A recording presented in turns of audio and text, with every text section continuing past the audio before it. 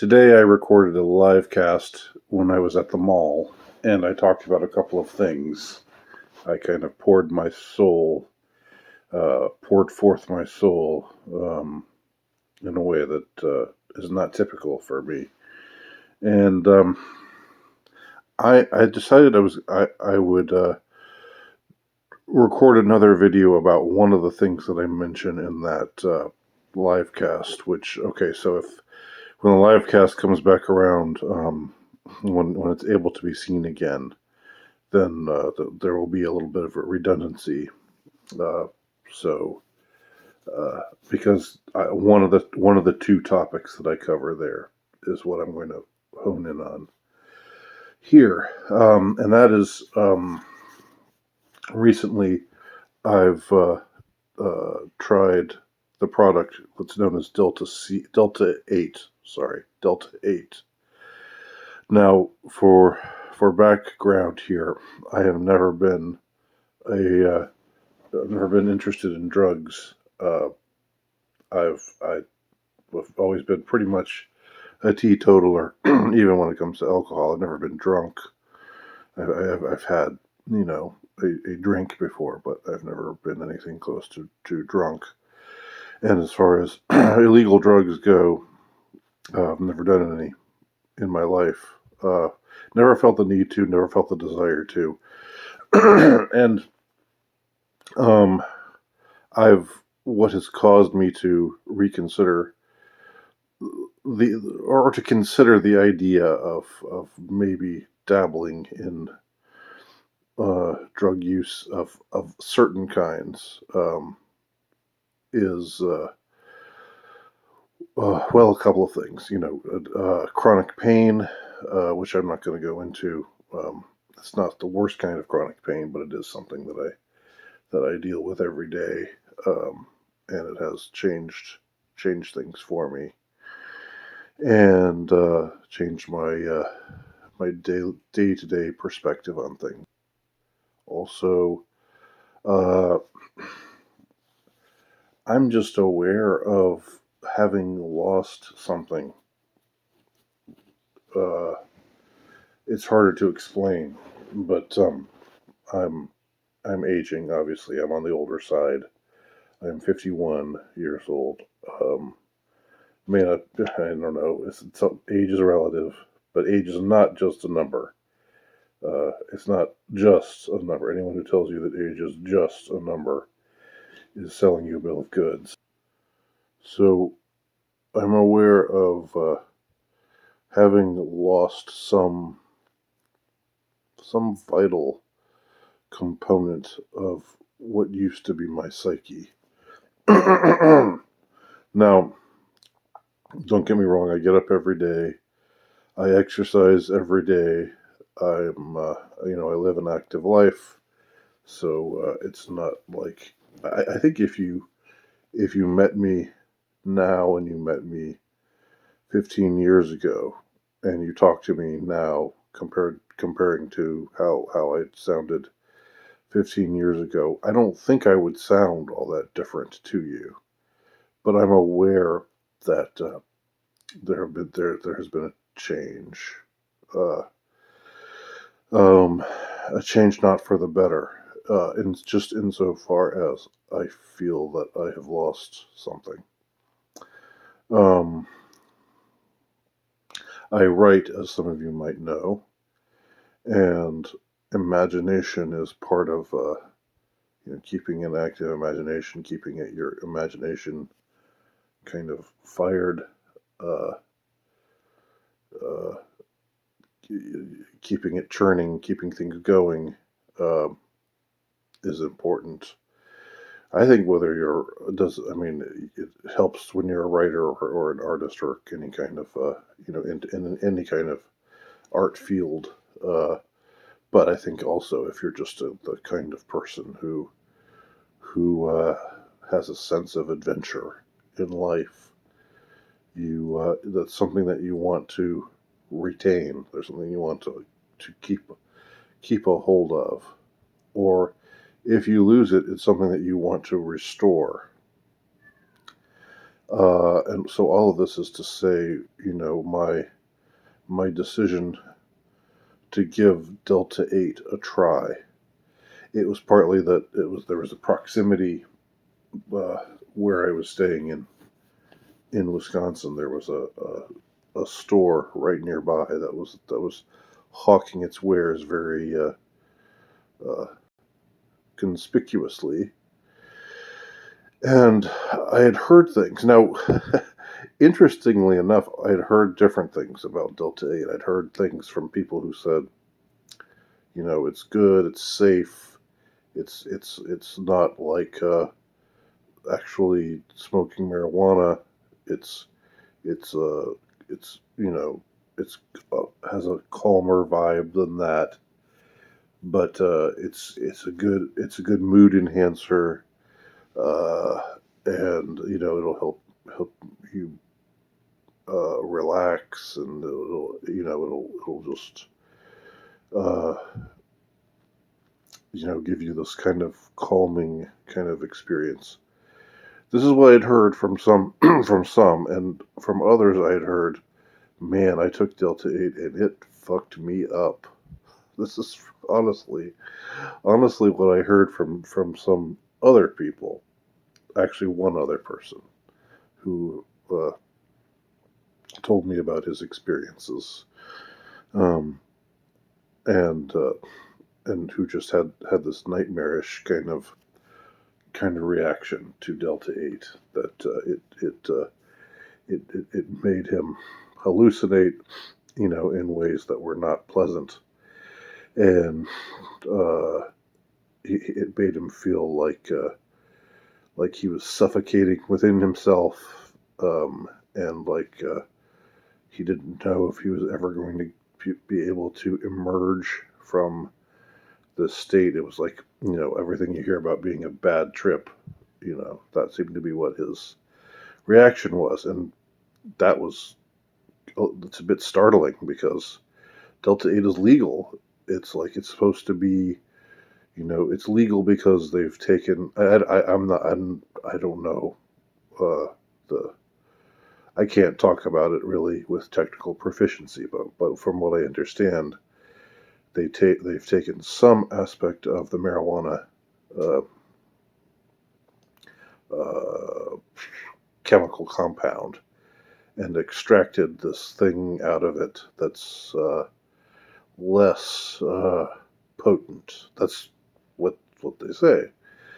Anyway, so Delta 8, it's not, so Delta 9, I'm told, you take Delta 9, that might really, get you paranoid, that might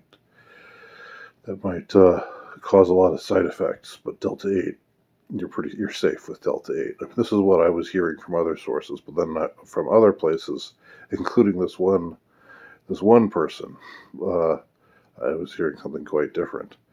So you'd think I'd be apprehensive about trying it, and I was slightly apprehensive, but I also just thought, I think, as a result of, again, this isn't a recreational thing. I've always, I suppose, felt I mean, my anti-drug or straight edge kind of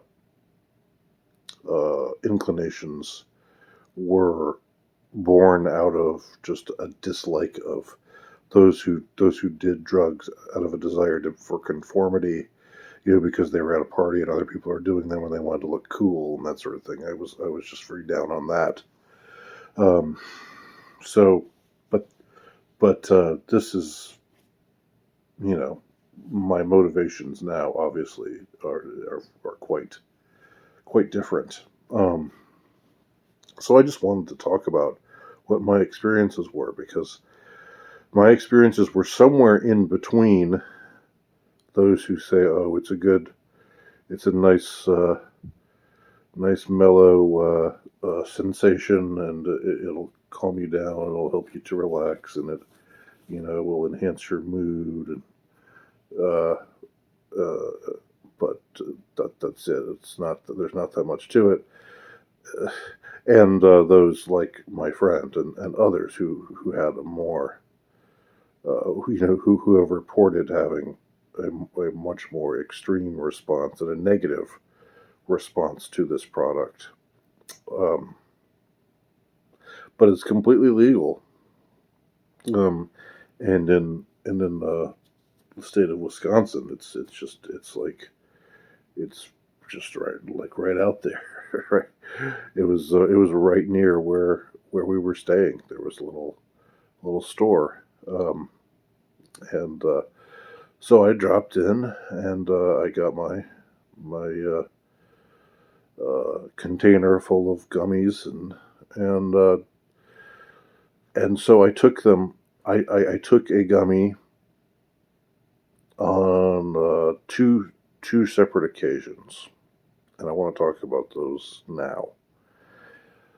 Um, the first time I took the gummy that they say, just to be safe, start off with half of one, and then if you're feeling like you can handle more, then eat the rest. So I did that. I had half first, and then I felt all right, and so I said, well, I might as well go for it. I'll eat the rest of it. Uh, and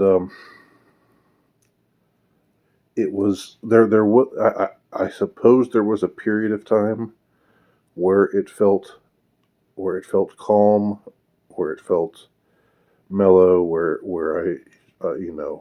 I was aware that I felt like I had taken something.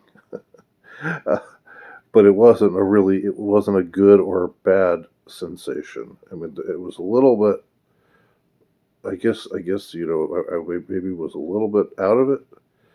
Um, but it wasn't like a oh, now comes rushing forth uh, back into my consciousness all of the things that I remember, all the sensations that I remember having as a 12-year-old boy. All the wonderful things that I used to feel that I'm now numb to in my late middle age. That didn't happen. That did not occur. Uh, what I felt was this kind of sadness eventually. And the first time I took it, I was thinking, um, I was thinking about my son, and I was, thinking about my son who's 16 years old, going on 17, and he's a good kid, well-adjusted kid, nothing wrong with him at all. He's not a point. He's not somebody whom I worry about. Uh, but I found myself just thinking, what kind of world is he growing up in? And I found myself just overwhelmed with this sadness, and I wept a little bit just thinking about it. Um, and and so it was like I couldn't quite escape that feeling of sadness or sorrow at the thought of my boy growing up in this world right now, the way that it is right now, the state of things right now being what they are. And I mean, like, let's be honest, the world right now. And I've lived 51 years. This things have never been as shitty. Things have never felt as shitty as they do right now. Things have never felt as bleak as they do right now. Um, so yeah, so that was my experience, and I kind of had funky dreams. It was almost like fever dreams. You know how you feel when you're sick and you're dreaming and you're like, you have these intense dreams of uh, doing stuff that somehow the dreams are exhausting to experience. That was what it felt like. Again, it's not anything like what I was hoping for. But at the same time, it's not like feeling like I'm about to die or like I'm going to be cast into hell. The way that my friend talked about feeling under the influence of this this stuff. So another time, you'd think that I would have maybe stopped after that first time because it wasn't such a great thing. But I thought I'll try it again and just I'll give it one more go and we'll see what happens this next time.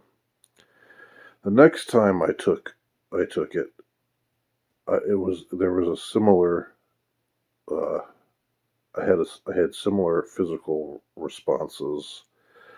Again, felt under something, felt like weighed down.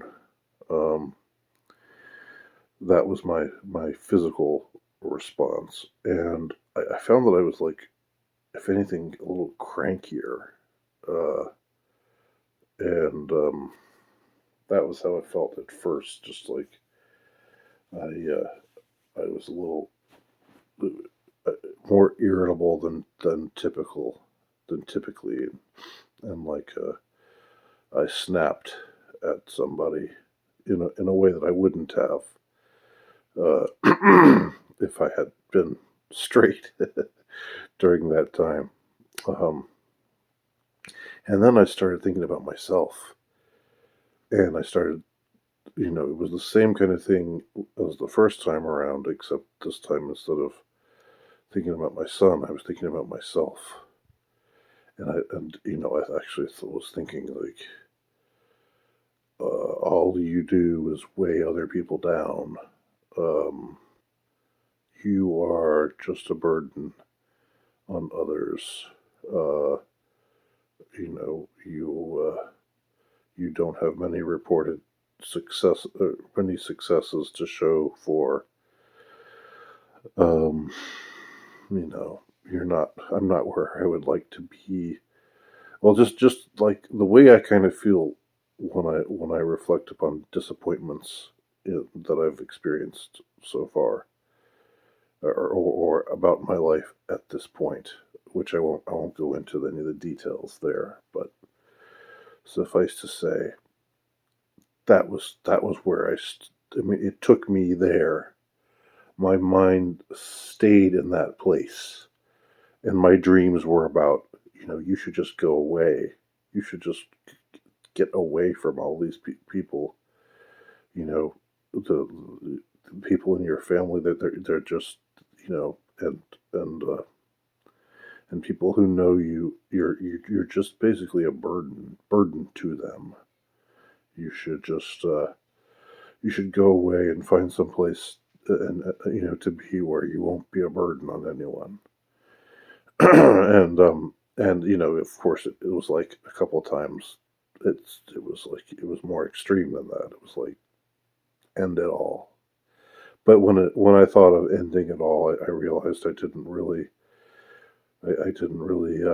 have the uh, have the wherewithal or the interest in doing that, and I knew that I wouldn't be able to manage that. I knew that it would be a bad thing to do, but just that I should stop being around uh, the people who know me. That I'm a burden, and I need to stop being a burden. I need to go off by myself and not be a burden on anyone anymore. And that was where, and so that was where my mind stayed for most of the night.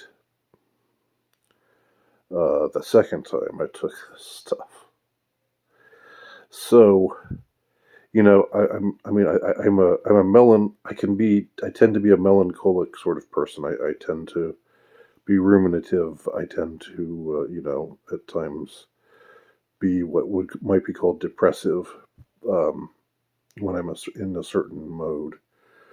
But what I found that when I was under the influence of this Delta 8 stuff, it was like keeping me there. It was keeping me feeling down, feeling sad, whether in the first time it was thinking about my son and how rotten it is for him to be growing up in at this time in history in this rotten world we've got. The second time it was all about myself and how, you know, what a failure I was, and so those were my experiences taking Delta 8. And I just wanted to record them because there seem to be people online who have recorded their experiences taking the stuff, and they're all different kinds of things. People have all different kinds of reported experiences, and these are mine. So take it or leave it. Thanks for listening. Talk to y'all soon.